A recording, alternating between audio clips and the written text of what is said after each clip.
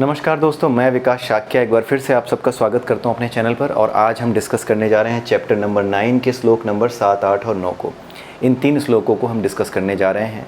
और हर बार की तरह इस वीडियो को शुरू करने से पहले मैं एक बार फिर आपको बता दूं कि जब तक आपको परा अपरा, शरीर के 5 कोश, मन बुद्धि अहंकार, प्रकृति के 24 तत्व, प्रकृति के 3 गुण, इनके बारे में चैप्टर नंबर 13 और 14 से अगर आपने इनको सही से नहीं समझा है, सही से नहीं पढ़ा है, तो भागवत गीता के श्लोकों को समझने में थोड़ी सी कन्फ्यूज़न हो सकती है, परेशानी हो सकती है। हर बार एक नया अर्थ आपको ऐसा लगेगा कि समझ में आ रहा है। लेकिन अगर आपको उपनिषदों का ये संदेश, भागवत गीता के 13वें और 14वें चैप्टर का ये सार अगर पता है, तो फिर आप किसी तरह की दुविधा में नहीं रहेंगे किसी श्लोक को समझने में। तो आइए देखते हैं 7वें, 8वें और 9वें श्लोक में भगवान श्री कृष्ण क्या कह रहे हैं। यहाँ पर मैंने श्लोक नहीं लिखे हैं क्योंकि जगह कम होती है, तो यहाँ पर मैंने सिर्फ उनके अर्थ को समझाने के लिए यहाँ पर लिख दिए हैं कुछ पॉइंट्स। बाकी आप किसी भी सोर्स से जाकर देख सकते हैं कि संस्कृत में ये श्लोक क्या हैं और हिंदी में उन संस्कृत के वर्ड्स की मीनिंग क्या है, और बाद में यहाँ आकर के इस चीज़ को समझ सकते हैं। अब देखते हैं 7वें श्लोक में भगवान श्री कृष्ण क्या कह रहे हैं। भगवान श्री कृष्ण कहते हैं कि कल्प का अंत होने पर, कल्प का अंत यानी ब्रह्मा की मृत्यु होने पर, ब्रह्मा की मृत्यु होती है। कल्प कितने साल का होता है?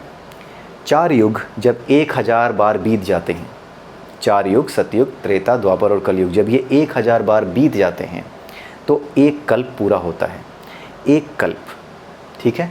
और कल्प का अंत होने पर ब्रह्मा की मृत्यु होती है, वो ब्रह्मा के 100 वर्षों के बराबर होता है।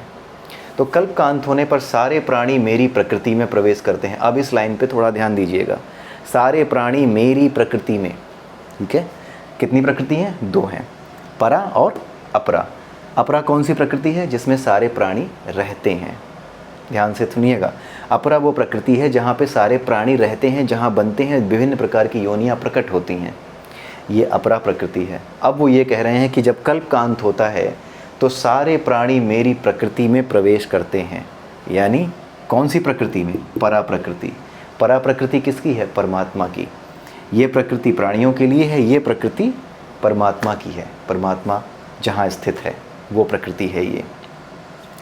तो जो अपरा है, इसमें जितने प्राणी होते हैं, कुत्ते, बिल्ली, गाय, भैंस, बकरी, जितनी योनियाँ हैं, ये सारे के सारे जब कल्प समाप्त होता है, जब इस अपरा को समाप्त होना होता है, जब बिल्कुल शून्य हो जाना होता है इस अपरा को, इसमें कुछ नहीं रह जाता, न कोई तत्व रह जाता है, न कोई गुण रह जाता है, न मन बुद्धि अहंकार, सब कुछ, सारे तत्वों के साथ ये प्रकृति समाप्त हो जाती है कल्प के अंत होने पर।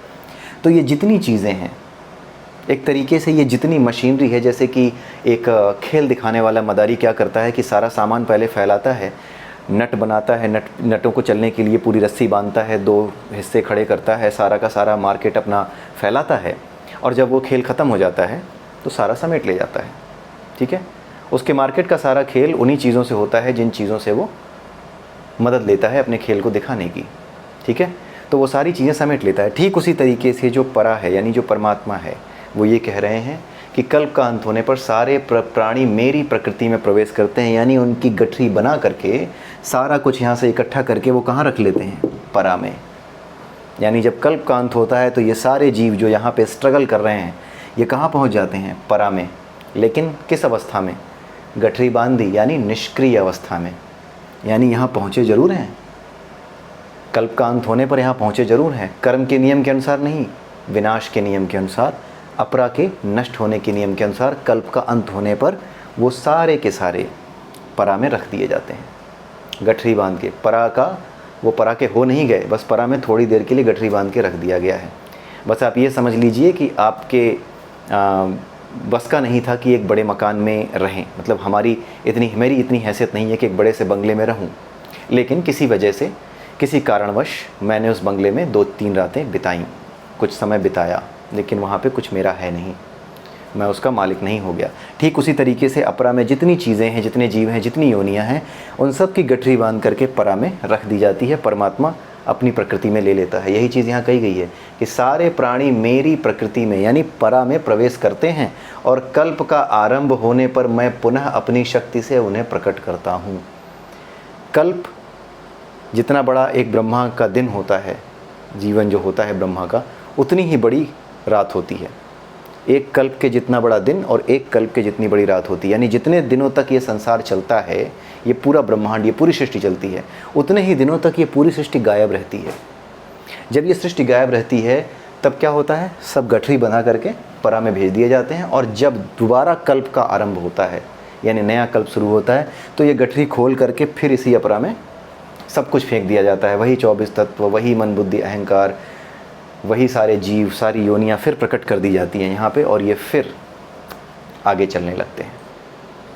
ठीक है, ऐसे समझिए कि वीडियो गेम को जो चला रहा है वो क्या करता है कि वीडियो गेम उसने आज बंद कर दिया, और जहाँ जो कुछ था वीडियो गेम में वहीं रुका है। अगले दिन आप आए और वीडियो गेम को वहीं से शुरू कर दिया। अब वीडियो गेम में जितने भी कैरेक्टर हैं उन्हें नहीं पता कि वो इतने समय से रुके हुए हैं, उनके लिए सब कुछ वैसा ही था जहाँ पीछे उन्होंने छोड़ा था। तो ठीक ऐसा ही होता है। तो कल्प के आरंभ में ये सारे जीव जिनकी गठरी बना करके परंपरा में रख दी जाती है, ऊपर ले आते हैं, क्योंकि यही वो जगह है जो सारी चीज़ों का सोर्स है। तो जब ये बंद होता है तो यहाँ की सारी चीज़, जब ये ख़त्म होता है तो सारी चीज़ें यहाँ से उठा के परमात्मा अपनी परा प्रकृति में रख देता है। लेकिन उनको वहाँ पे कुछ भोगने नहीं देता, वहाँ के हो नहीं जाते आप, वहाँ आप टेम्पररी रखे जाते हैं। और जब जैसे ही कल्प की दोबारा शुरुआत होती है, वापस वो सारे गुण, 24 तत्व, मन बुद्धि अहंकार, जितने गुण हैं, इंद्रिय विषय हैं, इंद्रियां हैं, मन है, ये सारी चीज़ें वापस यहाँ छोड़ दी जाती है और फिर ये खेल शुरू हो जाता है। यही चीज़ भगवान श्री कृष्ण कह रहे हैं।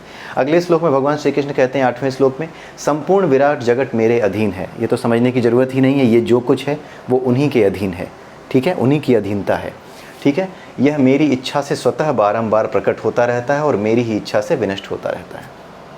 ठीक है, इच्छा यानी क्या? इच्छा भी एक नियम है उनका। हमारी इच्छाओं का कोई नियम नहीं होता। हमारी और परमेश्वर की इच्छा में फ़र्क है। हमारी इच्छाओं का कोई नियम नहीं है। रात के 12 बजे मन कर गया यार ये खाना है, लेकिन परमेश्वर की इच्छा क्या है? परमेश्वर की इच्छा एक नियम से बनी है, कल्प का नियम। परमेश्वर की इच्छा भी एक नियम से चलती है, उसका कोई वो अनियमित नहीं है। परमेश्वर की इच्छा यानी ये व्यवस्था, कल्प की शुरुआत और कल्प का अंत की ये व्यवस्था चलती रहेगी, यही उनकी इच्छा है।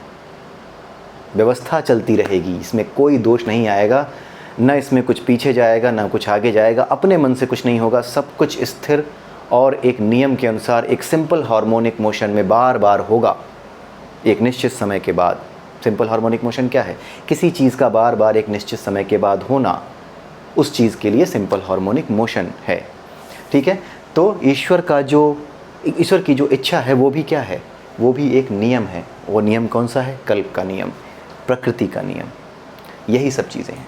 संपूर्ण विराट जगत मेरे अधीन है, मेरी ही इच्छा से प्रकट और समाप्त होता है। इसमें समझाने लायक कुछ ऐसा है नहीं। 9वां श्लोक देखते हैं। हे धनंजय, ये सारे कर्म मुझे नहीं बांध पाते, मैं उदासीन की भांति इन सारे भौतिक कर्मों से सदैव विरक्त रहता हूँ। सिंपल सा है ये भी। हे धनंजय, ये सारे कर्म कौन से? जो अपरा में किए जाते हैं। किस वजह से? इंद्रिय विषयों की वजह से, इंद्रियों की वजह से, मन की इच्छाओं की वजह से, मन की वासनाओं की वजह से जो कुछ भी कर्म किए जाते हैं, ये आदमी को क्या करते हैं? बांध लेते हैं। अगर आपने कोई वासना अपने मन में रखी है कि मुझे तो इतना बड़ा महल बनाना ही है, या मुझे तो अगले चुनाव में जीत हासिल करनी ही है किसी भी कीमत पर, तो ये वासना, जीत की वासना आपको बांध लेती है। और वासना सदैव उल्टे कर्म कराती है, अधर्म कराती है। वासना का नियम है, वो अधर्म कराएगी। जब आप केवल और केवल लड़ने के लिए लड़ते हैं तो आप वासना के अंतर्गत नहीं हैं।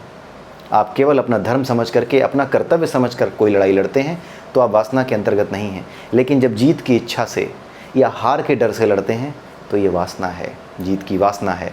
और वासना सदैव आपसे उल्टे कर्म कराती है, आपको बांध लेती है, आपकी नींदें उड़ा देती है। ये बताने की ज़रूरत नहीं है, कोई ऐसा ज्ञान नहीं है जो पंडितवाद हो, ये आप अपने आप महसूस कर सकते हैं। जिस चीज़ में आपकी इच्छा हो गई हो, जिस चीज़ में आपकी वासना जुड़ गई हो, वो आपको तकलीफ़ देगी, रातों की नींद उड़ा देती है वो। मैं उदासीन की भांति, लेकिन भगवान श्री कृष्ण कहते हैं कि ये कर्म जो तुम्हें बांध लेते हैं ये मुझे नहीं बांध सकते। क्यों? क्योंकि मैं तो इन सब से परे हूँ। ना तो मेरे लोक में 3 गुण हैं, ना ही ये 24 तत्व हैं, ना मन है, ना बुद्धि है, अहंकार है। ये तो तुम्हारे यहाँ है, अपरा में है, मेरे यहाँ तो है ही नहीं। इसलिए जो कर्म तुम्हें बांधते हैं वो मुझे बांध नहीं पाते। मैं उदासीन रहता हूँ, इन सारे भौतिक कर्मों से अलग रहता हूँ। ठीक है, ये दोनों परिप्रेक्ष्य में कह रहे हैं। यहाँ के लिए भी कह रहे हैं, परा के लिए भी वो कह रहे हैं कि जब मैं परा में रहता हूँ वहाँ तो खैर है ही नहीं ये चीज़ें, तो मुझे तो बांध ही नहीं सकती वहाँ पे।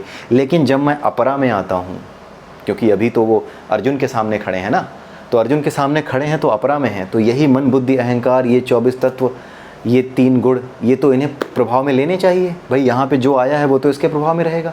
लेकिन वो ये कह रहे हैं कि ये चीज़ें मुझे नहीं बांध पाती, मैं इन तीनों के प्रभाव से, सत रज और तम के प्रभाव से अलग रहता हूँ, इनका प्रभाव मुझ पे नहीं पड़ता। इसीलिए भगवान श्री कृष्ण को त्रिगुणातीत यानी तीनों गुणों से अतीत, जिसके ऊपर तीनों गुणों का प्रभाव ना पड़े, इसीलिए उनको त्रिगुणातीत भी कहा जाता है। ठीक है, यही यहाँ भगवान श्री कृष्ण कह रहे हैं कि ये कर्म जो तुम्हें बांध लेते हैं, जो जीत हार की इच्छा से, दुख सुख की इच्छा से तुम्हें बांध लेते हैं, ये मुझे नहीं बांध पाते।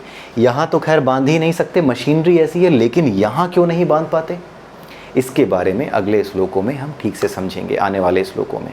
ठीक है, बहुत ही मज़ेदार चैप्टर है, बहुत ही इंपॉर्टेंट चैप्टर है। आने वाले चैप्टर्स में, अब आने वाले श्लोक में इस चैप्टर के हम देखेंगे कि किस तरीके से वो अपने बारे में बताते हैं अर्जुन को, और किस तरीके से वो ये बताएंगे कि ये चीज़ें मुझे क्यों नहीं बांध पाती। ठीक है, अगले श्लोक में, अगले वीडियो में फिर मिलेंगे, तब तक के लिए नमस्कार।